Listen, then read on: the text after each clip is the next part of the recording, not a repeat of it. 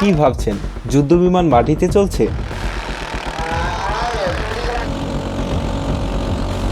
বন্ধুরা, অবিশ্বাস্য গতিতে চলা এবং ধানের ক্ষেতকে ধ্বংস করা যুদ্ধবিমানের নাম ট্রাক্টর ড্রাগ রেসিং।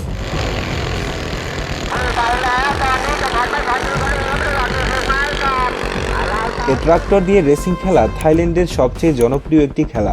আমাদের দেশে এটাকে পাওয়ার টিলার বলে। পাওয়ার টিলারটি ছুটে চলার সময় ক্ষেত্রের আগাছা যেমন চালকের দিকে ছুটে আসে, তেমন এর নিয়ন্ত্রণ রাখা সবচেয়ে বড় চ্যালেঞ্জ হয়ে দাঁড়ায়।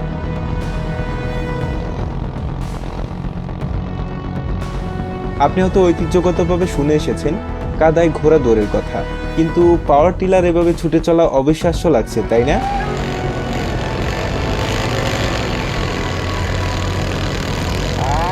এই প্রতিযোগিতা শুধু গতির বিষয় না, পাওয়ার টিলারটি দ্রুত গতি নিয়ন্ত্রণে রাখা চালকদের কঠিন চ্যালেঞ্জ। নিয়ন্ত্রণ হারিয়ে ফেললে নির্ঘাত মৃত্যু, তাই মৃত্যুকে হাতে রেখে খেলাটিতে অংশ নিতে হয়। পাওয়ার টিলারটি নিয়ন্ত্রণ হাতের মধ্যে থাকে।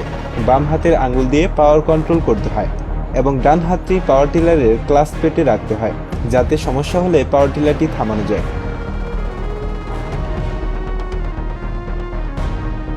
এই প্যাডেল চাকাগুলি খুব বেশি কাদা টেনে আনা থেকে বিরত রাখে এবং বড় ফেয়ারিংগুলি ইঞ্জিন সহ চালককে উড়ন্ত কাদায় ডুবে যেতে বাধা দেয়।